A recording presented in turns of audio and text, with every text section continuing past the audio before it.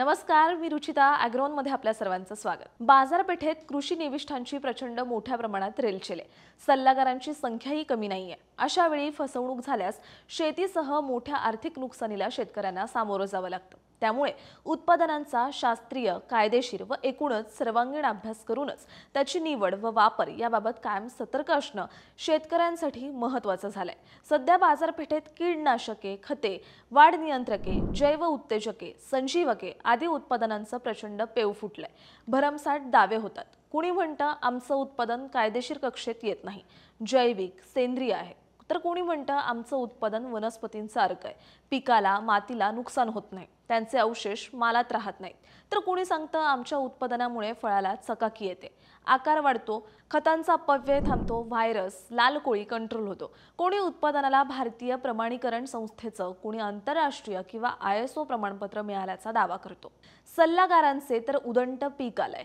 काही जण आपल्याकडे विविध पिकांचे रेमेडी शेड्यूल असून मोफत किंवा नाममात्र शुल्कात उपलब्ध असल्याचं सांगतात। व्हॉट्सअप ग्रुप, फेसबुकवर शेतकरी समस्या मांडतो, त्याला 10 सल्लागार 10 उत्तरं देतात। प्रत्येकाचं उत्तर वेगवेगळं असतं। शेतकऱ्यांच्या व्हॉट्सअप ग्रुपवर कंपन्यांचे प्रतिनिधी असतात। शेतकऱ्याने समस्या मांडली की आपल्या कंपनीकडे ही समस्या दूर करणारी कशी प्रभावी उत्पादनं आहेत याबाबत ते मार्गदर्शन सुरू करतात। परराज्यातील काही कंपन्या ऑनलाईन पद्धतीने उत्पादनांची जाहिरात व महाराष्ट्रात विक्री करतात। महाराष्ट्रात कुणी वितरक नसल्याचं ते सांगतात। काही तज्ञ सल्लागारांना कोणते उत्पादन कोणत्या पिकात बॅन झालं आहे याची देखील माहिती नसते। एखाद्या उत्पादनाची शिफारस करतेवेळी त्या पिकात त्याचं लेबल क्लेम आहे का याचा विचारही ते करत नाहीत। फवारल्यानंतर त्याचे संबंधित पिकात किती दिवस अवशेष राहणार हे देखील त्यांना माहिती नसतं। काही सल्लागार रसायनांची वेगवेगळी कॉम्बिनेशन सांगतात। काही वेळा शेतकरी पान, फूल, फळ यापैकी नुकसानीचं लक्षण दाखवणारे छायाचित्र शेअर करतो। काही तज्ञ त्याचं निदान करून आपलंच निदान कसं योग्य आहे ते सांगून उपायही सुचवतात। अनेक वेळा असं निदान चुकल्याचं व पर्यायाने त्यावरील उपाय व्यर्थ ठरल्याचं आढळलंय। अनेकांना किडी रोगांची लक्षणे, मित्र कीटक व शत्रू कीटक त्यांच्या अवस्था यातील फरक देखील ओळखता येत नाही। मात्र अपुऱ्या ज्ञानाद्वारे चुकीचे सल्ले दिल्याने शेतकऱ्यांची दिशाभूल होते। संपूर्ण पीक जळून जाणे, स्कॉर्चिंग येणे, फळगळ होणे, विषबाधा होऊन जीवावर बेतणे अशा घटना देखील घडल्यात। ज्या पिकावर ज्या तणनाशकांची शिफारस नाही त्याची शिफारस व चुकीचा डोस सांगितल्याने शेतकऱ्यांना संपूर्ण पीक गमवावं लागलंय। अर्थात बाजारात विश्वासपात्र, गुणवत्ताप्राप्त कंपन्या, उत्पादने, अनुभवी तज्ञ सल्लागारही कार्यरत आहेत। नाविन्यपूर्ण उपयुक्त तंत्रज्ञान, संशोधनही सादर होत आहे। मात्र या मायाजालात या सर्वांचा ठाव लागणं व त्याची निवड करणं सोपी बाब नसते। बाजारपेठेत ज्या निविष्ठा उपलब्ध आहेत त्या मुख्यत्वे पुढील 4 मुख्य प्रकारांमध्ये येतात। हे 4ही प्रकार कायदेशीर कक्षेत येतात। त्यांना लेबल क्लेम असणं बंधनकारक असते। त्यामुळे फसवणूक टाळण्यासाठी उत्पादनांचे प्रकार, त्यांचा सर्वांगीण अभ्यास महत्त्वाचा आहे।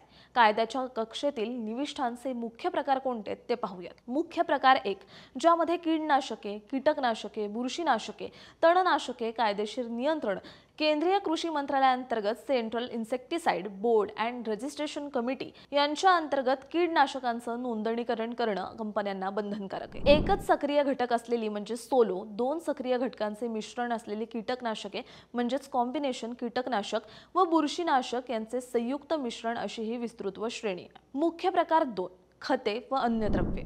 केंद्रीय कृषी मंत्रालयाअंतर्गत फर्टिलायझर कंट्रोल ऑर्डर या कायद्याच्या कक्षेत खते येतात। त्यांचे पुढील विविध शेड्यूलमध्ये वर्गीकरण केलेले आहे। शेड्यूल 1 अंतर्गत खते, मुख्य अन्नद्रव्ये, NPK, नत्र, स्फुरद, पालाशयुक्त, सरळ व संयुक्त, सूक्ष्म व दुय्यम अन्नद्रव्ये, चिलेटेड, स्पेशालिटी ग्रेड। शेड्यूल 2 अंतर्गत खते, जैविक खते, सूक्ष्मजीवांवर आधारित, उदाहरणार्थ ॲझोटोबॅक्टर, रायझोबियम, मायकोरायझा, लिक्विड कॉन्सर्शिया, अधिक सूक्ष्मजीवांचा समावेश। शेड्यूल 4 अंतर्गत खते म्हणजे सेंद्रिय खते, उदाहरणार्थ सिटी कंपोस्ट, गांडूळ खत, फॉरेस्टयुक्त सेंद्रिय खत।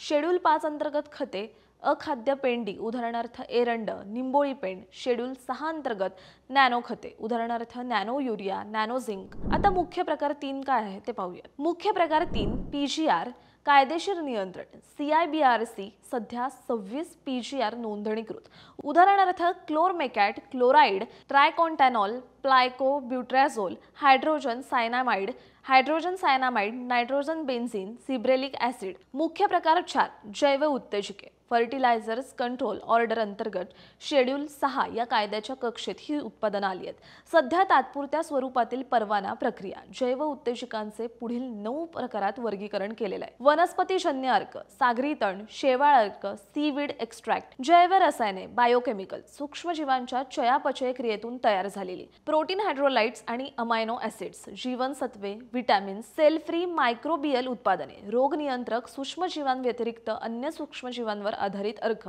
ज्यात जिवंत पेशींचा समावेश नाही असे। बाष्पीभवन टाळणारे घटक, अँटी ट्रान्सपिरंट्स यात कार्य करण्याच्या पद्धतीनुसार 2 प्रकार, उदाहरणे abscisic acid, chitosan, calcium carbonate, calcium oxide, potassium sulphate, antioxidants उदाहरणार्थ phenolic acids, humic acid, fulvic acid.